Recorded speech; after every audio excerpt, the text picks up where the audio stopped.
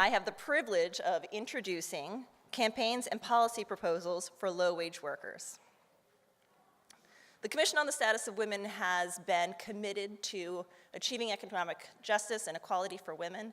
We're particularly interested in working families and low-wage workers, and we're excited for this conversation as we move into areas where we can close gaps and, again, achieve greater equality and economic self-security.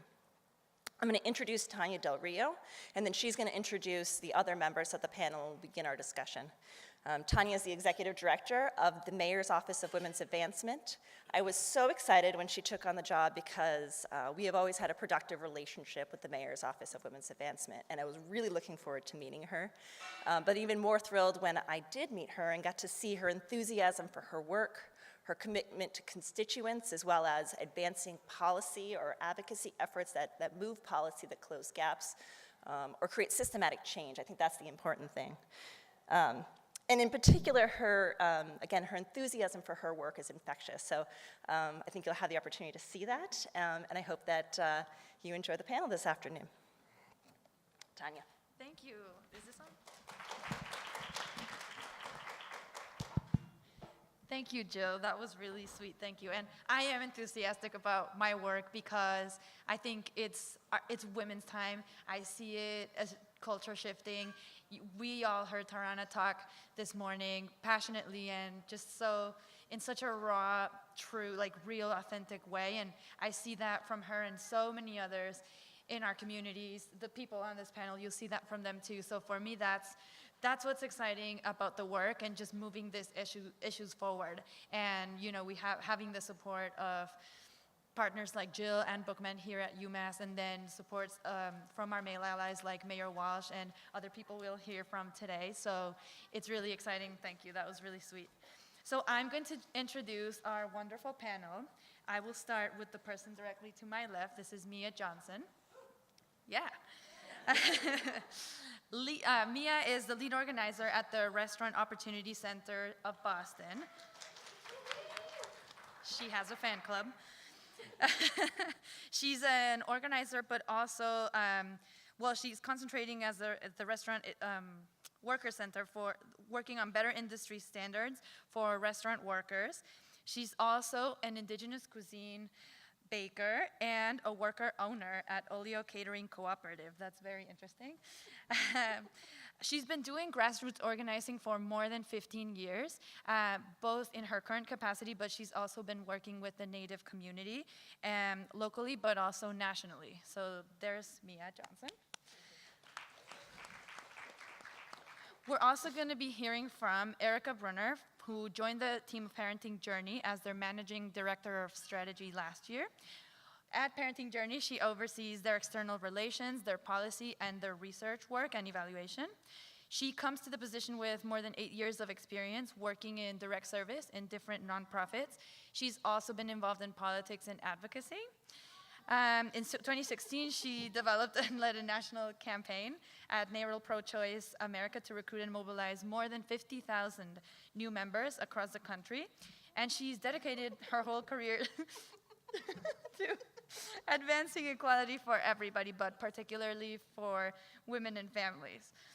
Additionally, Erica has worked at NARAL Pro-Choice Massachusetts, Healthcare for All, Boston Children's Hospital, and Health Volunteers Overseas. She's a JD candidate at Suffolk Law, and she has a bachelor's degrees from Lawrence University in Biology and Gender Studies. So that's Erica.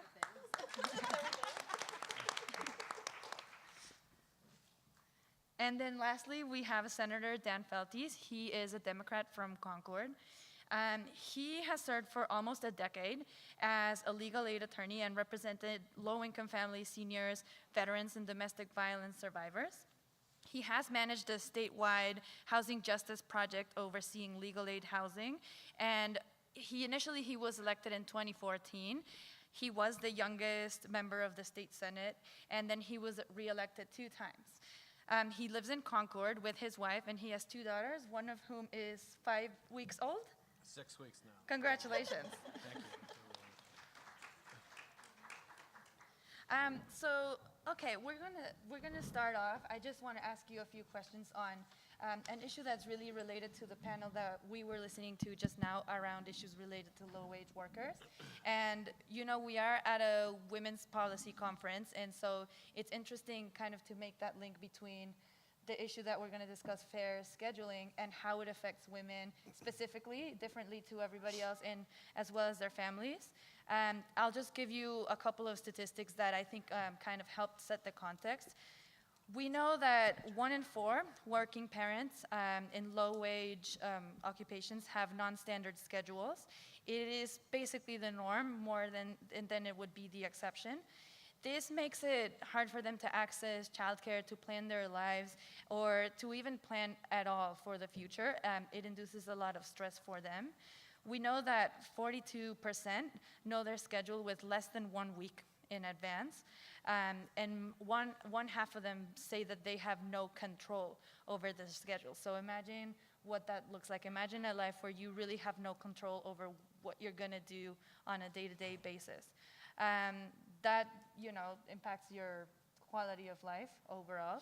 So what I want to hear, just like as an introduction from each one of you, would be just a little bit more on what problem it creates for families, what problem it creates for women specifically, and what are some of the most problematic practices like on-call scheduling or other practices that you would like to see adjusted. Okay. We can start with Mea.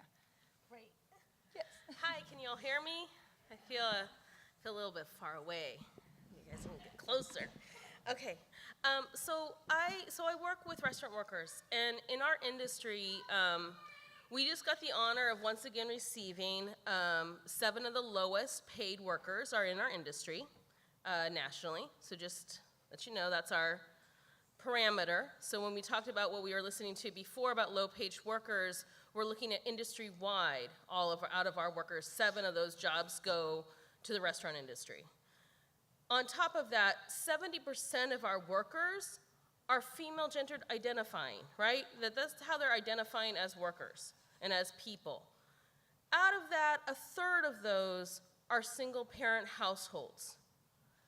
And then you add the people of color and women of color who run and live and work in our industries, who are working in casual dining predominantly or at back of the house, which means that they're not working at the high-end, fine dining, craft bartending, craft baristas, right? They're not doing this specialty work because of access, right? And because of who's willing to pay and how they're getting tipped. And even when they're getting tipped, in the few folks who are able to get in there and break that ceiling, even when they're getting tipped out there, it's not comparable in tips as what their white male coworkers are making, all right? So those are our baseline statistics that we like to kind of begin to look at.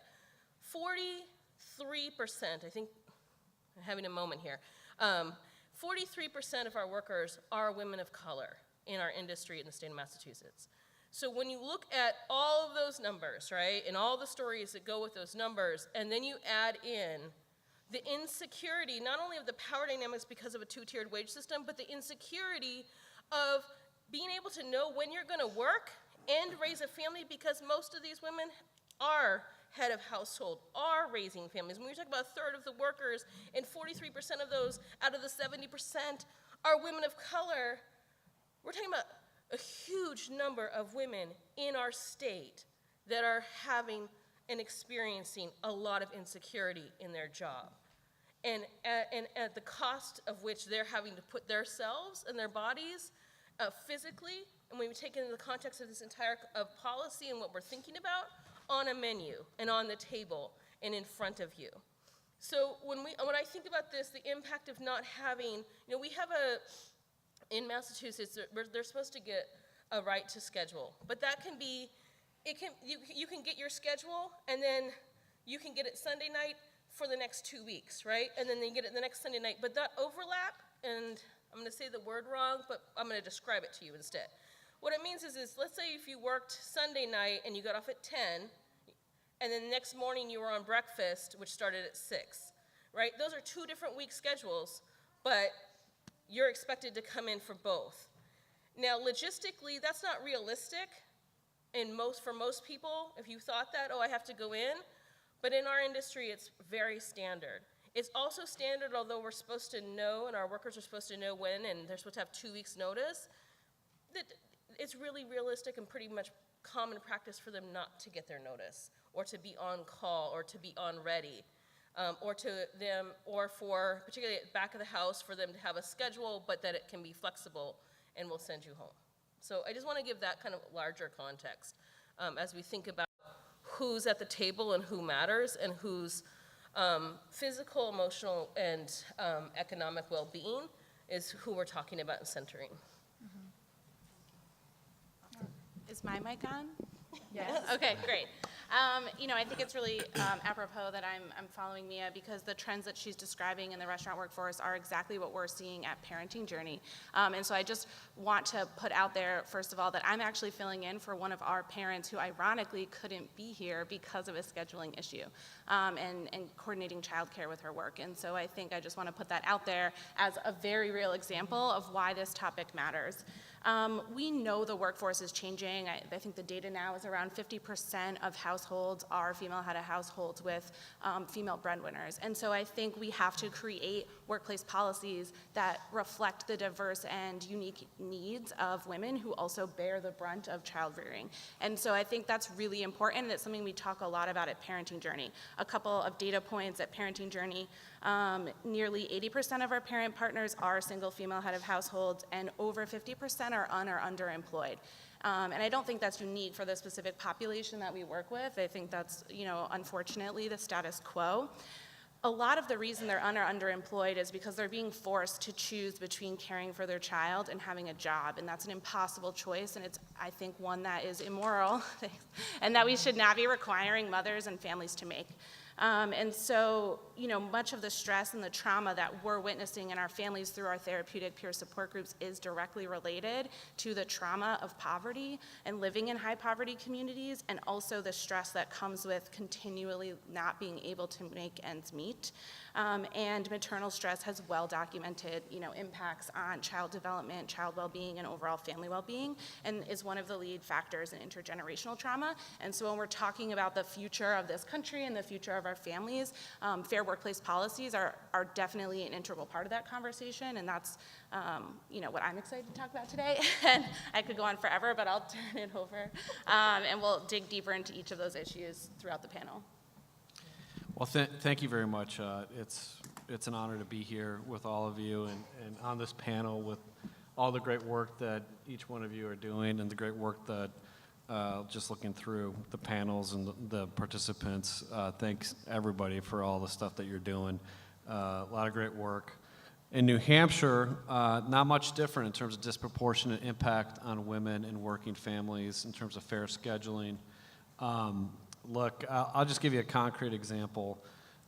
We've heard all the statistics down here. Statistics up in New Hampshire are not much different in terms of disproportionate impact, but when I was a legal aid lawyer prior to becoming a politician, I was representing a woman who worked at a retailer who was giving 2 days advance notice, if you want to call it that her shift had changed, and created a huge problem with childcare. She had no ability to adjust childcare. And in many cases, as you probably know, at least in New Hampshire, you can't just, on a moment's notice, adjust childcare. You get stuck with the tab. It's really a pain in the neck and a burden on working families. So 2 days, she said, I can't do it. Can we work something else out? And the retailer or her employer said no. This is it. And she got fired. She lost her job. I represented her in an unemployment insurance hearing. At that time, we didn't have any recourse otherwise at the Department of Labor based on that interaction, but we were able to get her unemployment insurance benefits, even though the retailer still disputed that. But that's a concrete example of things that are happening each and every day to working families. And we worked hard to get some policies in place. There's a lot more work to do, and I'm sure we're going to talk about some of those policies to adjust childcare. And in many cases, so 2 days, she said, I can't do it. and the retailer or her employer said no. This is it. And she got fired. She lost her job. I represented her in an unemployment insurance hearing.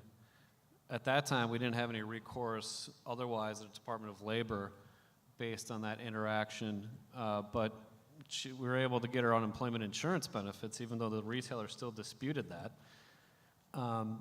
But that's a concrete example of things that are happening each and every day. Just think about it, though.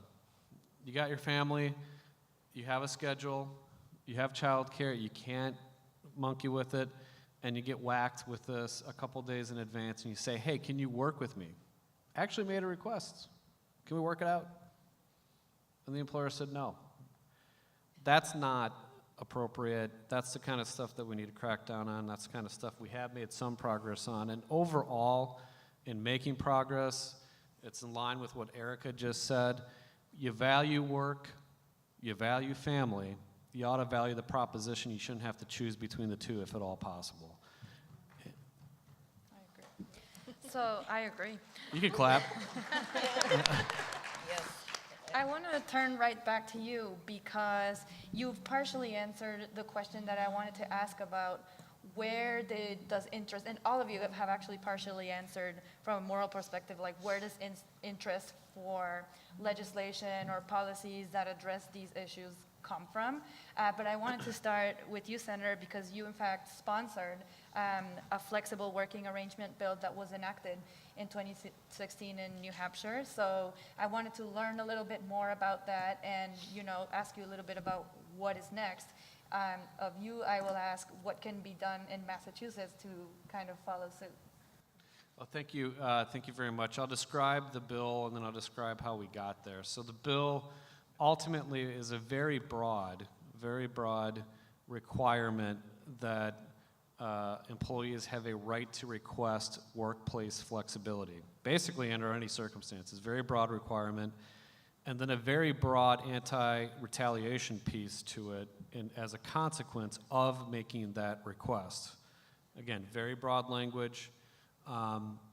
So it's very protective in that sense. It doesn't mandate what circumstances you have to grant a workplace flexibility request, but in many cases and in many interpretations of it, because it's so broad on the anti-retaliation piece, a lot of employers are being instigated to actually work with people.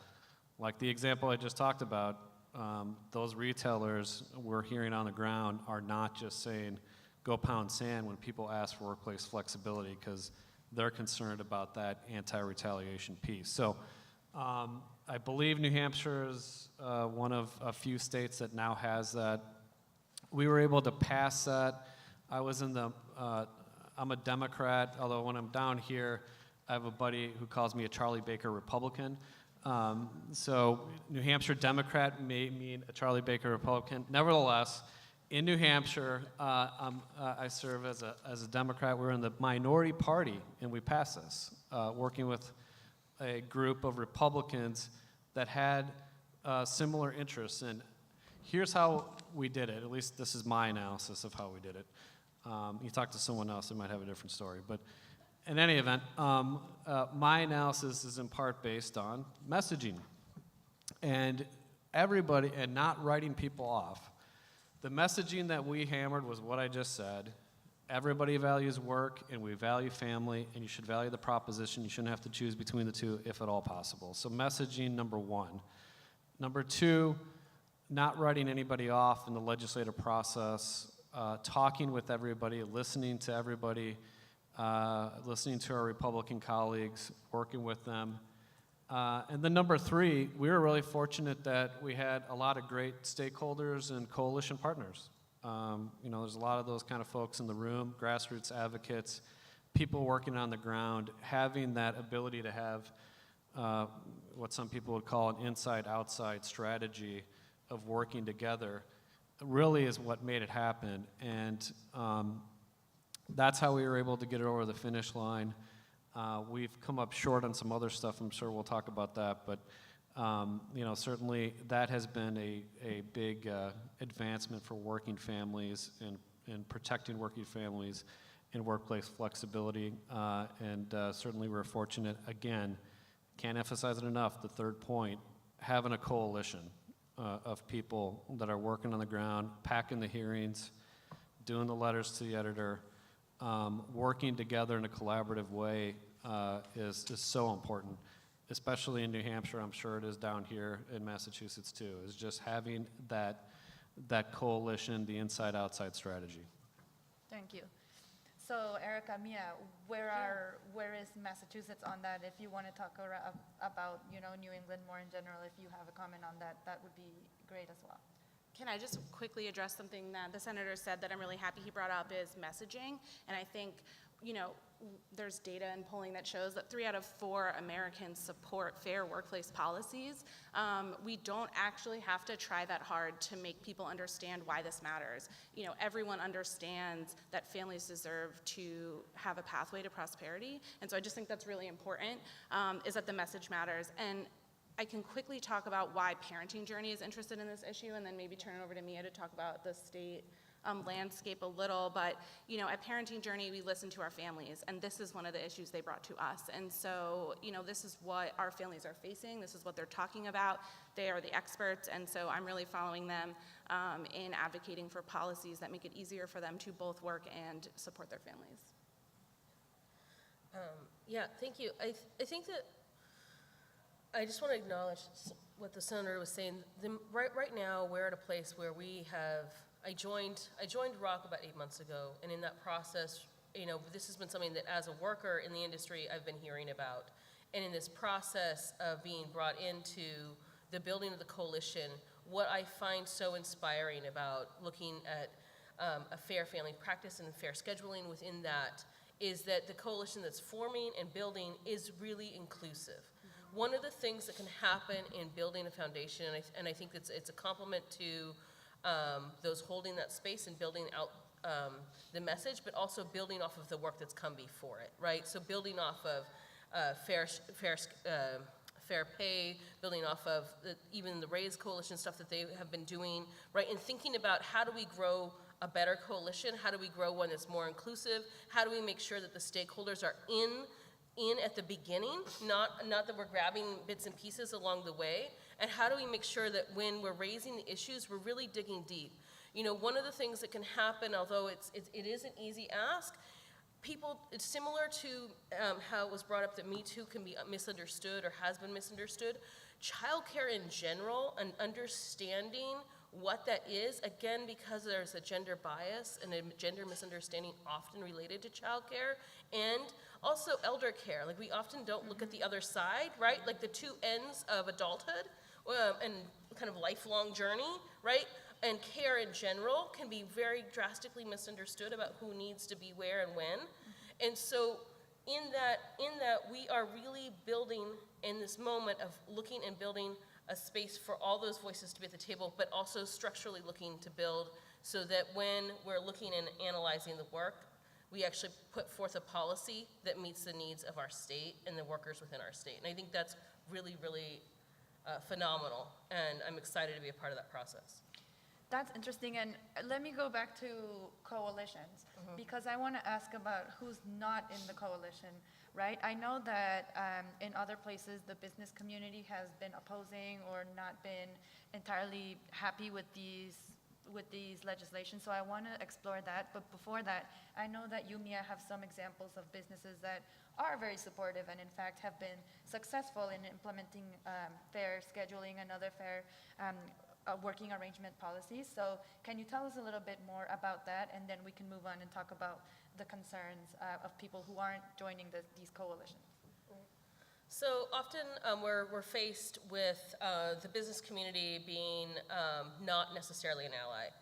In our work in the restaurant industry, because we're not trying to take jobs away from our workers, we know that we have to bring on those who are hiring and helping them understand how to, if they don't already know, how this works for them, how it stabilizes and grows. And we have examples from now 8 other states. And we've been able to collect examples of how providing good job standards and good labor standards like fair scheduling works and keeps the industry growing and builds the industry. So locally, we look at places who started their business in Somerville, like Juliet, who opened as a restaurant that said, you know what, we want to make sure we have fair scheduling, we want to make sure that we, pay a livable wage, we were going to be a no tip, that's a choice that we're making, we're going to be upfront about that, and we're going to find a way to make our business work.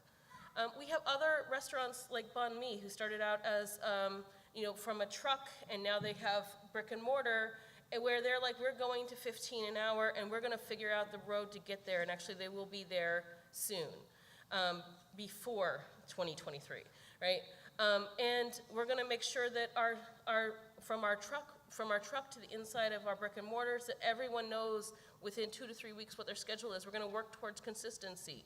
And they're doing this, and both of these businesses are doing this with the intention that they believe in better business standards for their workers, because they see the productivity, that when there's stability and there's sustainability, businesses can grow and thrive. So from a food truck to brick and mortars that are now becoming a chain and a really strong catering business, and I would say slowly becoming a catering empire, Banh Mi is a wonderful example of really living that dream of, like, when you invest in your workers, you invest in good business. Feel free to jump in. One of the things that I just started to think about, and that I think about a lot, is the nonprofit industry. And so I work in a nonprofit that employs a lot of folks, and the data is escaping me right now, but the nonprofit industry in Massachusetts is one of the largest employers in the state. And so when we talk about business, what are we talking about? I think there's already a lot of businesses that are at the table, and that we need to consider as businesses. So to me, that's like bucket one. How are nonprofits either reinforcing or not reinforcing some of this inequity?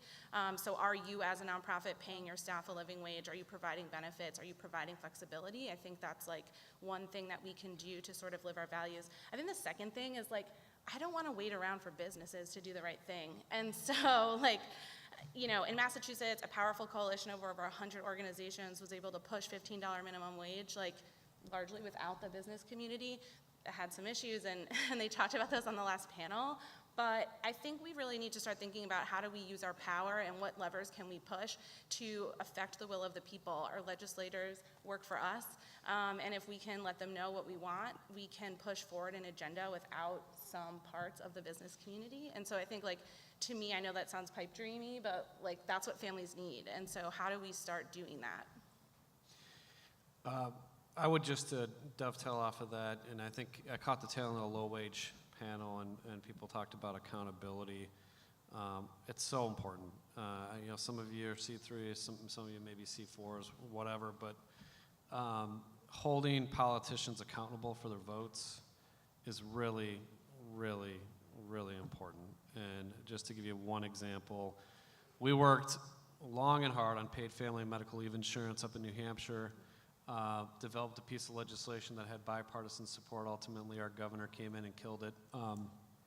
And we had over 200 New Hampshire businesses in support of our legislation.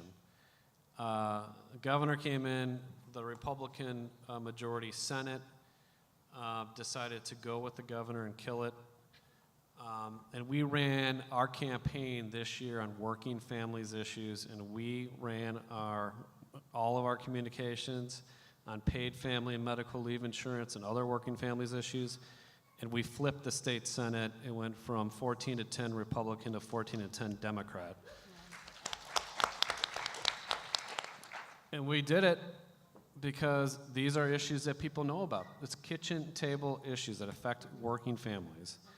And when you talk about get ahead, stay ahead, you got to move forward on these issues. And a lot of folks in the business community know it, they care about it. But regardless of business community, nonprofit, advocacy, grassroots coalitions, holding politicians accountable is critical. Yeah, please. I'm sorry, I was like, oh, yes, I just remembered something. And also the infrastructure. So I think it's both. It's the both end. And I meant to add this. There's also, my organization has worked really and done a lot of research with a researcher at Harvard about creating incentives for business communities, particularly in the restaurant industry, to be able to make those steps. Again, we need to figure out what is that partnership, because it's not just if we pass the policy A good example of that in our industry for our workers, it's really hard for them to take paid time off with paid sick time, even though it's a right and they have access to it. It's nearly impossible without retaliation. That's just a fact. That's just what's going on. We're working on it. So you have to have the building in the infrastructure behind the accountability, right? So it's like we were saying earlier, we voted Tuesday, we organized Tuesday night, right? So like it's that amount of work that we need to kind of do in order to make sure that these are actually accessible and that people understand them and can utilize them and have the resources when it's not working to speak out against it, right? And to get the support that they need to actually make the policy work for our families. I now have two ways where I can go with this, but I'll go with my first one. So I'll be a little bit facetious and ask you, what are the most common concerns that you hear about people who are hesitant to adopt fair scheduling policies? And well, are these concerns real? You know what I mean? Like, are they real? Hold on. Do you mind? Okay. So it's not economically viable, right? And this comes from, there was a study that was done called the Stable Scheduling Increases Productivity and Sales study. It was done at Gap, a retailer, and they found out that actually the fact is that like anything else, when you provide stability for workers, you increase productivity. Even with this study, which was very comprehensive, and it was actually adopted by Gap and many other locations because it was so successful, even after the study, because they were like, wow, actually we're making more money. The counter is, by planning ahead and how we spend our money, we're not going to be able to make enough money.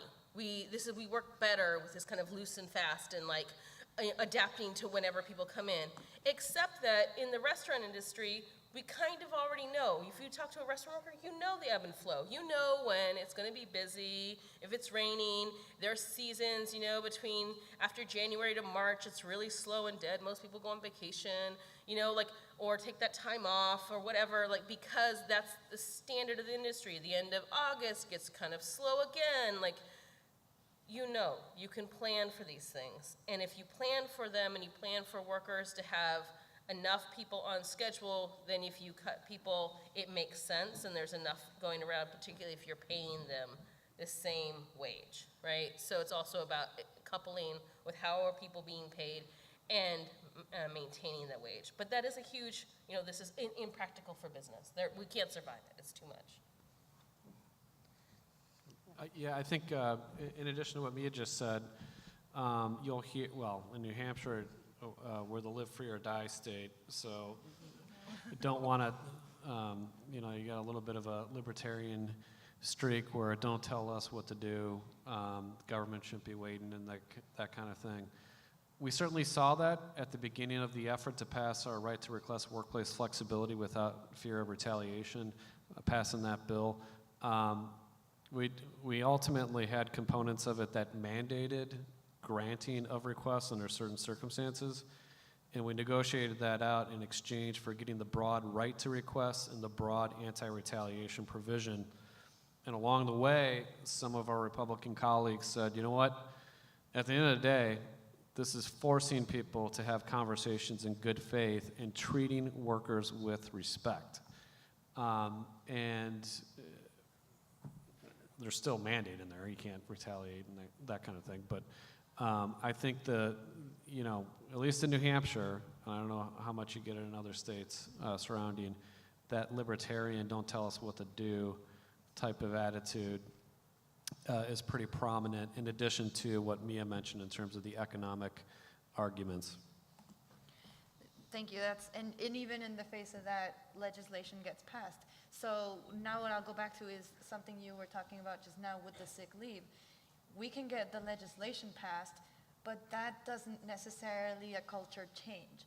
So what happens after? You say the next day we start organizing. How does that slower culture change come about? Still waiting. I don't know. I think that's the hard one. I think this is one of the things we talk a lot about with our families is that it's actually a systemic issue, and Chantal, who was here before, but I don't see her now. I think this is really what you were talking about when we say, we ask my families, like, okay, even if you had a traditional 9 to 5, like even if you worked every Monday to Friday, 9 to 5, like what would the barriers for you be? And they're like, well, school ends at 2 o'clock and, blah, blah, blah, and there's a 1-week vacation in the middle of February and they have 40 professional development days, right? Like, they don't have a full week of school between September and February, and so I think that there's other systems at play that make it really hard for families, even if they have a traditional job. And so I think when we talk about culture change, are we talking about systems change, right? Where we have a society that values the work that families have to do, particularly that women have to do, both at home and at work, and really think about what are the flexible structures that we can put into place that will accommodate everybody. And I don't know what the answer is. I mean, I think this conference is a step, right? I think having these open conversations and dialogues is a step. I think that centering parents and families and women's experiences is a step. But I don't have a grand solution for how we get there. I was thinking about 2 specific candidates in this cycle who really inspired me as somebody who has never thought I could even afford to run for office, and that's Stacey Abrams and Alexandria Ocasio-Cortez, who both were pretty open about their financial struggles, right? Like Stacey Abrams has debt, and she's like, that doesn't stop me from running for office. And I think that people who have financial issues that reflect what some of us in this room might be facing and what many families across the country are facing, the policies will change. The policy solutions and proposals will change. And so I think that I can't overemphasize how exciting it is to see people that make me think about my own lived experience or reflect maybe even my mother's lived experience that are in office and making this difference. So I think that's a really important point as well. Yeah. That's incredible. And I want to stay on this accountability piece because I think it's key. And note that we have a nationally representative Fair Work Week poll that shows that 3 out of 4 people do support Fair Work Week policies. And so my question to you would be, who should citizens that are interested in pushing this forward look to? Do you see this as a local issue, as a state issue, as a federal issue, as everybody's issue? And who is going to be kept accountable on supporting these policies? It's an everyone issue. I think wherever you think you can move the thing, right? So, I think that I worked in 2016 to push progressive policies in red states at the municipal level because that's where we could make change in a red state. And so I think it depends, we're in New England, so we have a little more maybe flexibility in certain states to address a statewide agenda related to this, but I think it's we should be talking to our legislators at every level. I mean, I wouldn't leave anybody out because I think that whether it's the municipal, level passing minimum wage before the full state, whether it's, your state doing something before the federal government, every opportunity matters to have that conversation with the people that represent you. And I would actually push a little bit more. I think everybody, but that's what I generally think.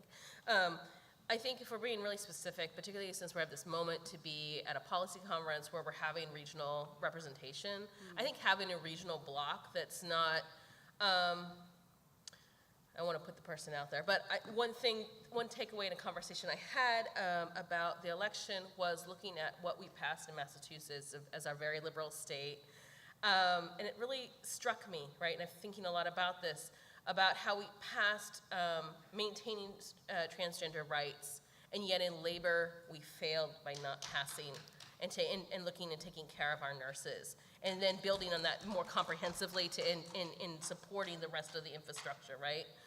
We didn't take that first step, and it's been pretty consistent in our very liberal state. So I think that it's not enough for us to say that, yes, we believe in these things and that we're very liberal and broad. We have to take actions that do that, and I think actually learning and leaning into the states that are different from us, like our libertarian neighbors, right?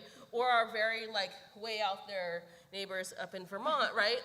We're hey, but we need to lean in and work at the things that we're good at. Massachusetts is really strong at driving really comprehensive policies, and at the same time, when we look at working families in labor and looking at it through the lens of labor, we have a lot of growing to do. And so if we can lean into each other as a block, as a group of states coming together and building policy and cross-training, not only at the policy and legislative level, but also really pulling in impacted communities from those states so that we can see comprehensively that the block is needed, not just in how well we're doing here in Boston or how well, it happened over in somewhere else, but that it's happening across the board and we're having a deeper understanding of what it means.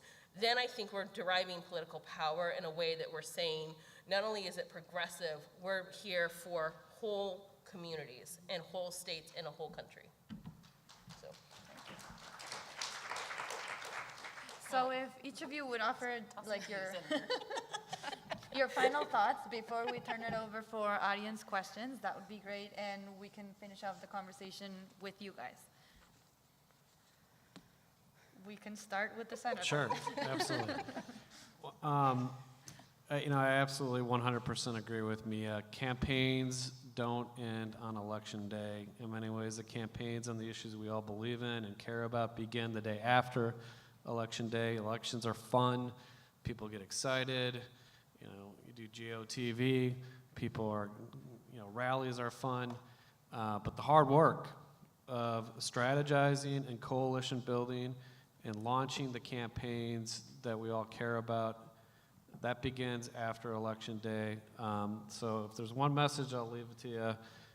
Well, first of all, Mia, if you're going to start a regional group, I would be happy to help participate from the great state of New Hampshire. we heard that, right? Check. Yep, check it. Somebody write it down. But second, everybody's busy. We have kids. I have a 6-week-old and a 15-month-old. Everybody's busy. We got our own lives. But take some time over Thanksgiving, relax, eat some turkey, and then get back to it and really fight hard in a strategic way to advance the agenda we all believe in. And we're going to learn some things, get everything across the finish line, but learn from where you end up coming up short and go back to the drawing board, keep the pedal down, and I look forward to working with all of you. Thank you very much. I think my final thought is very easily summed up in just make yourself visible. And I think I'll share a story about why I think that's so important. I oversee our Parent Advisory Council, which is a group of parents who are being trained to be advocates, which is really exciting. And one of them said to me, I just don't understand why no one's done anything about childcare. And I was like, because most of our legislators are men, most of them are upper and middle class. They literally don't worry about childcare. They either have the money to pay for childcare or their wife or their partner takes care of their children.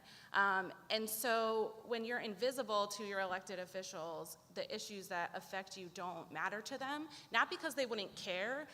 I mean, possibly they might not care, but I think most of them would, but because they don't know. And so I think make yourself visible, make your story heard as much as, building on what Tarana said earlier, like as much as you can, right? It's a large burden to carry. And I think, make the people around you's stories visible if they can't do it themselves. And so I think that would be my final message.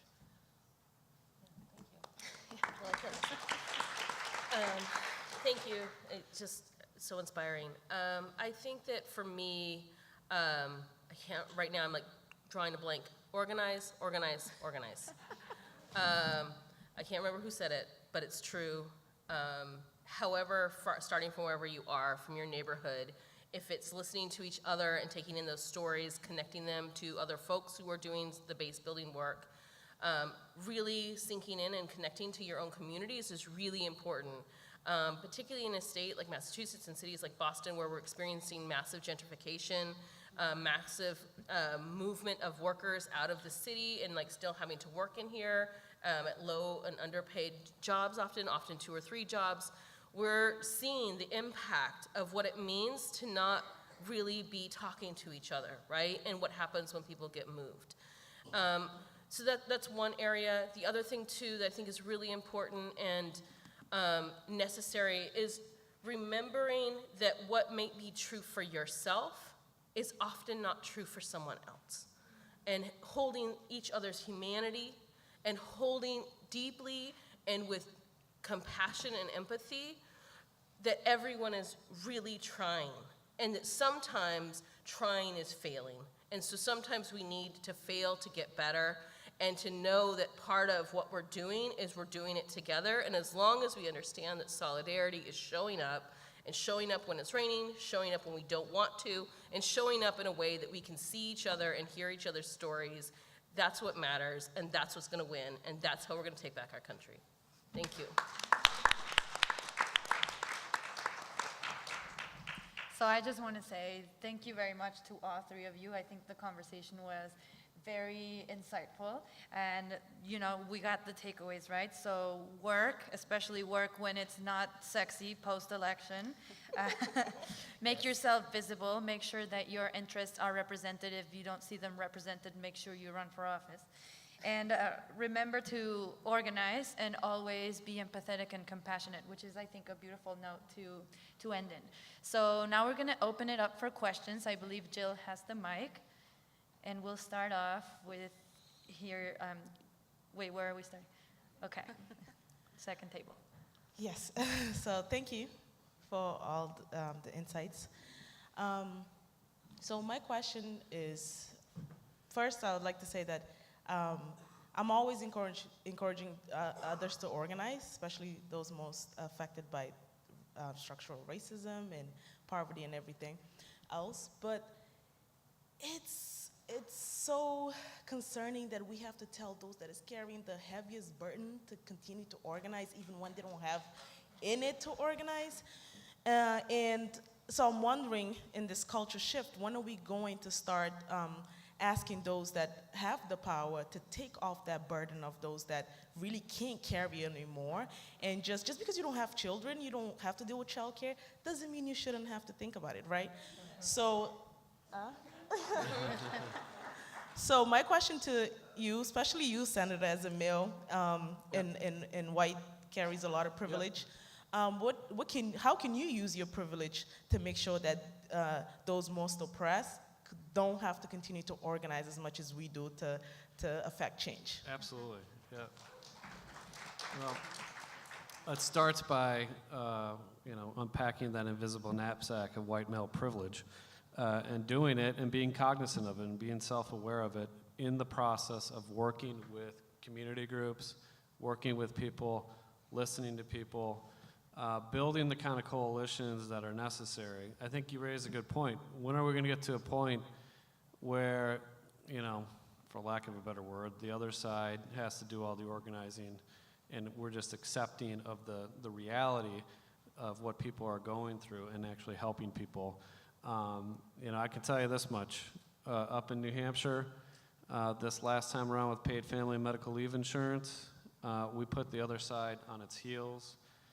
They came in late again and they killed it, but they had to organize. We made them organize because we organized. And change happens sometimes very slowly, sometimes too slowly. But I do truly believe in the wisdom of the words of Dr. King that the moral arc of the universe is long, but it bends towards justice. And every action we take bends that arc. And I think we're getting there. And we just got to keep working hard together.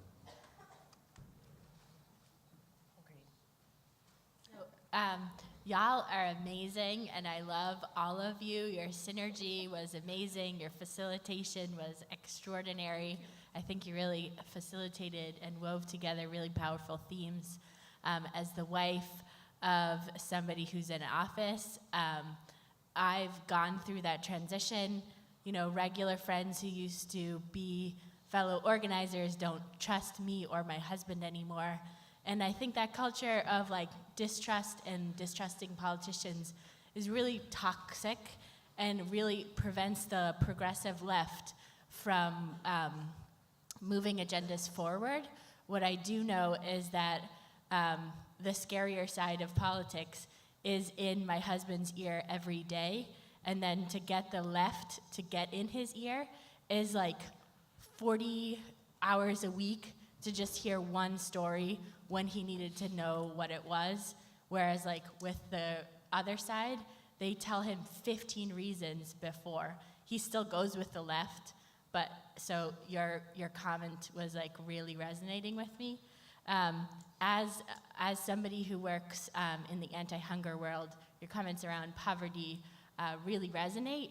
So my question is, for January, who is it that I'm stalking to file the fair scheduling in Massachusetts?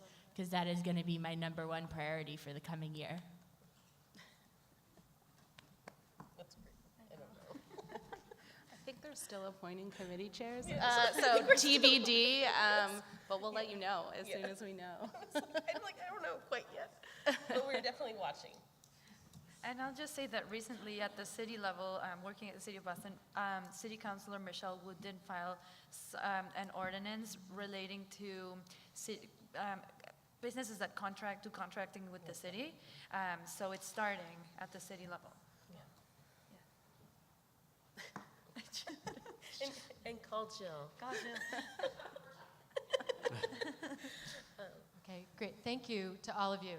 I love your work, and we look forward to getting Mea some of your ideas. And we've got 2 people here from Rhode Island who are willing to work with you in this, your next step of organizing. But one of the things I wanted to talk about in regards to this fair scheduling and balanced work-life thing is that they're at different socioeconomic levels. It exists at all of the socioeconomic levels. The problem is that we're not organizing the executives who are struggling with the same issues of childcare because they can afford it, so they can solve the problems on their own without the systemic solutions. But I was saying to my colleague here that I've come to this conference the past 2 times, and I took a day off from work. I had a corporate job, big, wonderful company in this area, and I took the day off, but I know corners of this building because I had to take calls during my time off. And I never would have thought to organize as someone who was working at that level because we don't share the idea that organizing for workers needs to happen beyond low-wage workers. I think we could get some natural allies in different industries, at different points in the socioeconomic level. Similar childcare issues, but when you have more cash, you have more ability to solve it, but that doesn't mean the problems don't exist. And I think there's some potential to grow this movement beyond low-wage workers, but that can benefit low-wage workers. So I want to respond because I think you're right. And I think that one of the things we see in our industry is that people often talk about, especially when we look at one fair wage, and we know that fair scheduling deeply impacts going to just a 1 minimum wage instead of a 2-tiered wage system. But one of the things that gets presented by both business and by some workers, particularly our white male colleagues, is that they're making $80,000 to $90,000 a year, and that you're now going to be taking that away, and they don't mind this, right? But it's not comprehensive, so it's like training and getting them the political analysis and bringing folks along. And we know that it's going to shift for some people, but the majority of workers, it's going to shift them up as opposed to down, right? So bringing understanding, and so that's one fight that we have within our industry. Another ally fight that is also given that same thing was when people got really upset with people organizing for $15 an hour, right? Because they're like, well, but I'm this kind of worker, and I make 17. How can those workers who I don't consider professional or skilled or worthy fight for 15? And the argument is organize.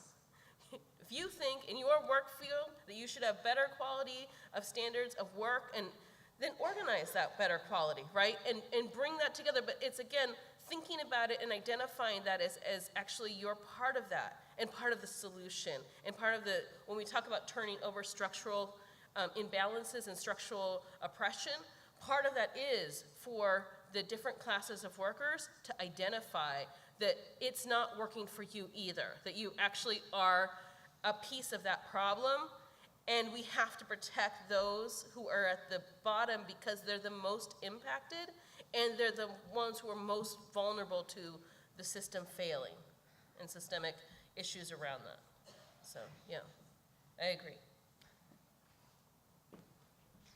Hi, thank you all. My name is Elizabeth. I'm a university employee, and we are incidentally in a coalition across the university to organize for flex time for employees that you would not normally think of as being in that category also. So it's possible, and it's happening. My question is actually kind of similar, and probably for Mia. Just thinking about like, how is it, can we use fair scheduling as kind of a niche issue to unite workers across sectors and maybe across supply chains? Thinking about like restaurant workers being connected to agricultural workers, and I think Rock is doing some work around that, but I'm not totally sure. Thinking about retail workers being connected to, like piece workers or whatever else in their own supply chains.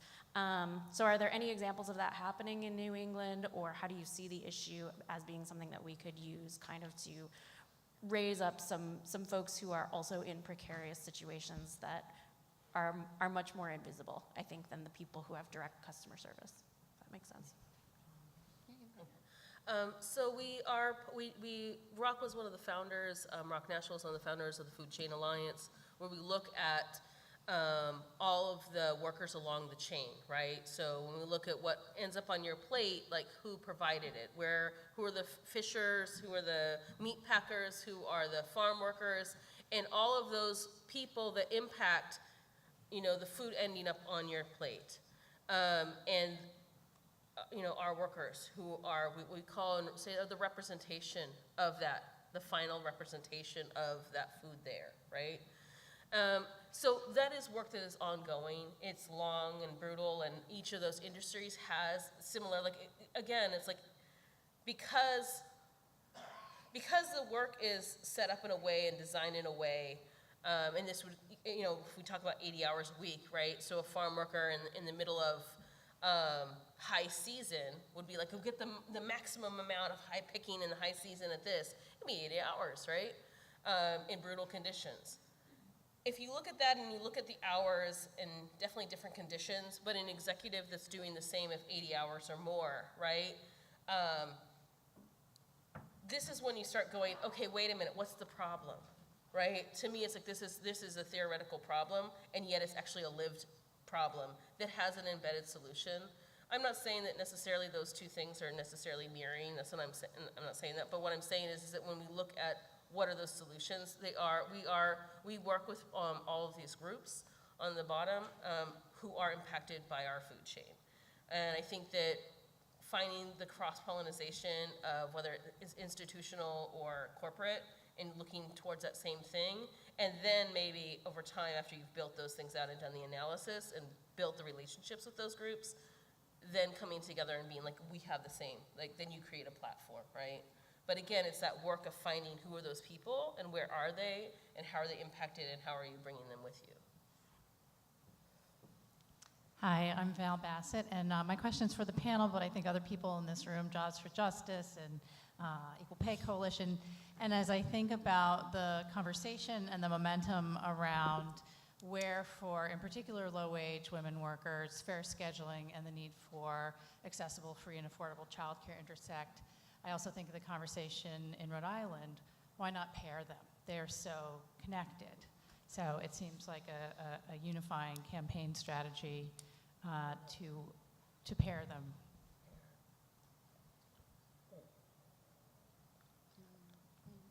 I think here, at least in Massachusetts, at the table we sit at, we are talking about how do we pair them. You really can't talk about having a job without, if you have children, without talking about how am I going to afford childcare. Massachusetts has the highest, I think it's the highest now, cost childcare in the nation, and so we feel this very acutely here.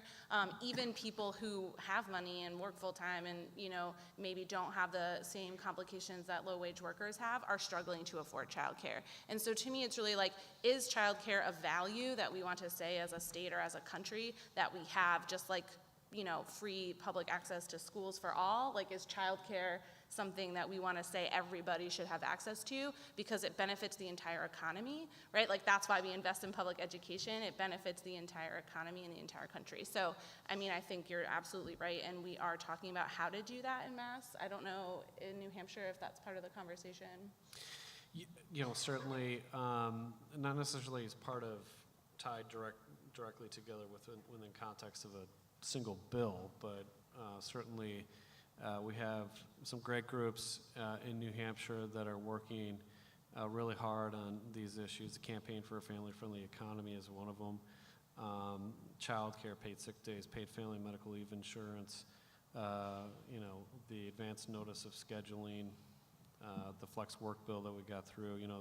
These are all part of the agenda and certainly tied together. And we have our budget, our biennial budget going forward, and certainly our what's called Child Care Scholarship Program.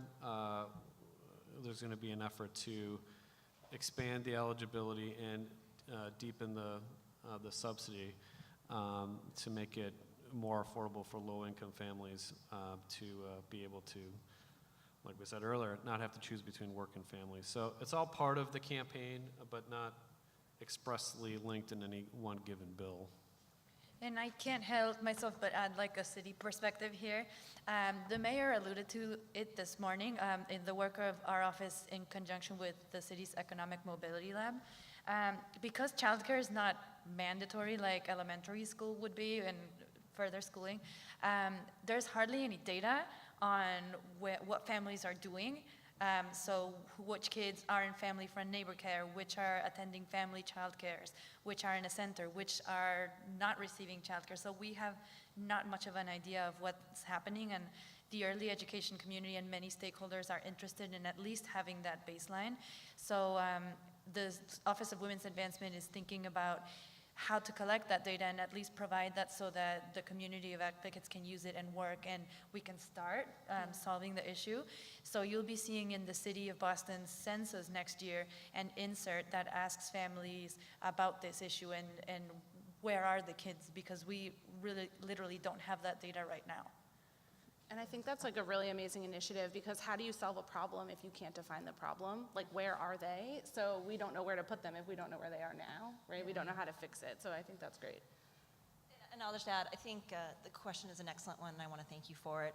I think it touches on a lot of the themes that we're trying to dig into today in terms of how do we think about, and I'm going to credit the National Women's Law Center for this language, a whole family legislative agenda. I think in terms of legislative strategy, we want to message appropriately, as the Senator has well done, but also make sure that we are building a campaign that's achievable, given the challenges of our legislatures. And the last thing that I'll say is I think that, again, this conference gives us the opportunity to think about how can we, as a region, within our states, really come together as coalitions or as organizations that sort of come in and out of partnerships to build on momentum to achieve lasting change for working families.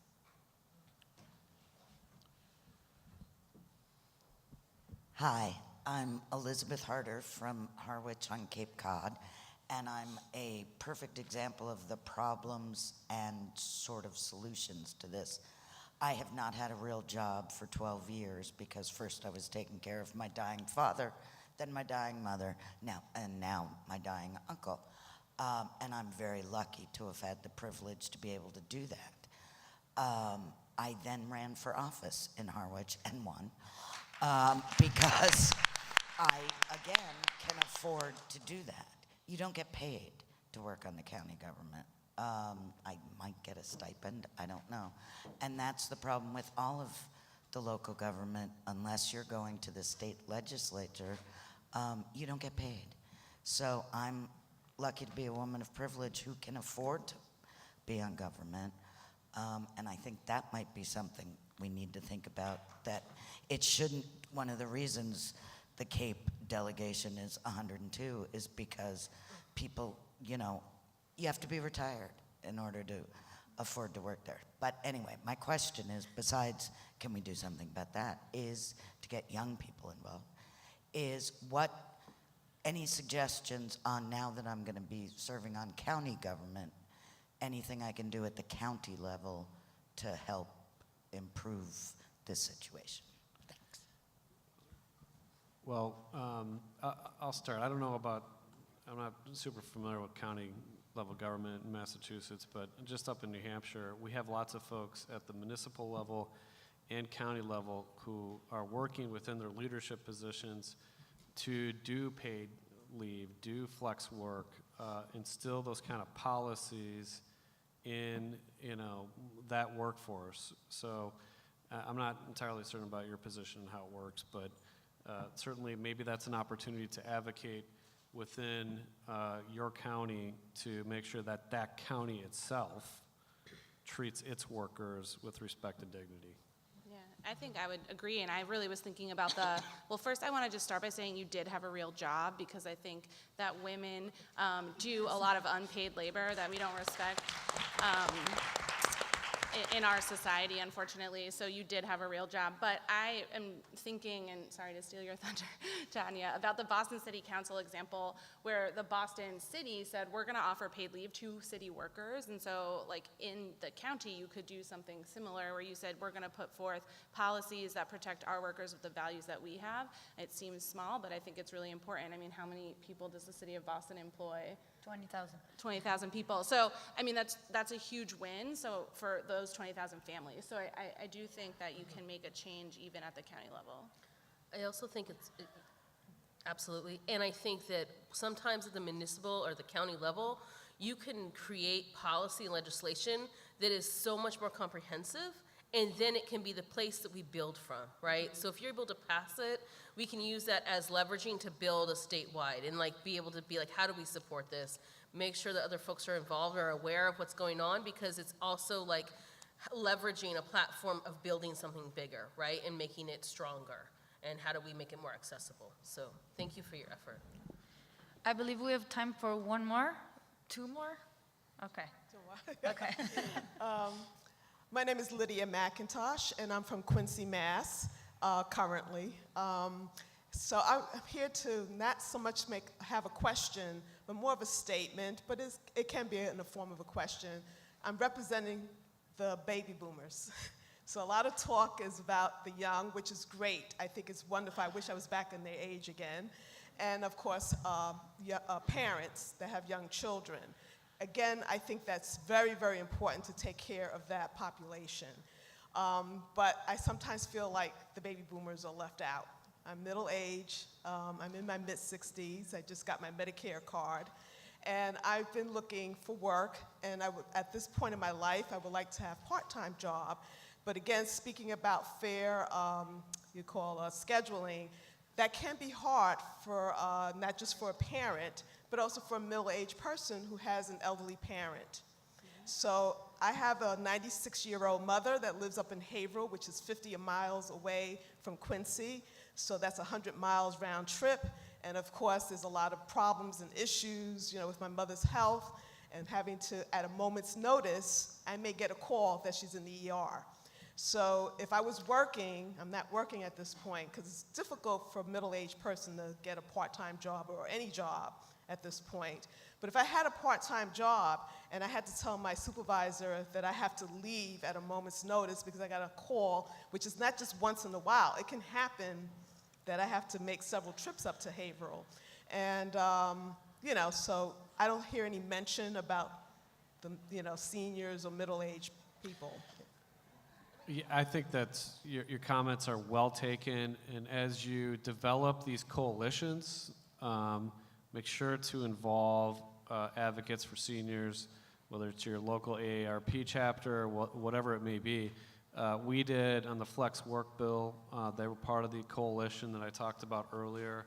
It was part of the public testimony talking about some of the same issues that you talked about, but it's an important reminder to include those folks, those advocates in your coalition, and certainly it helped with our legislative efforts.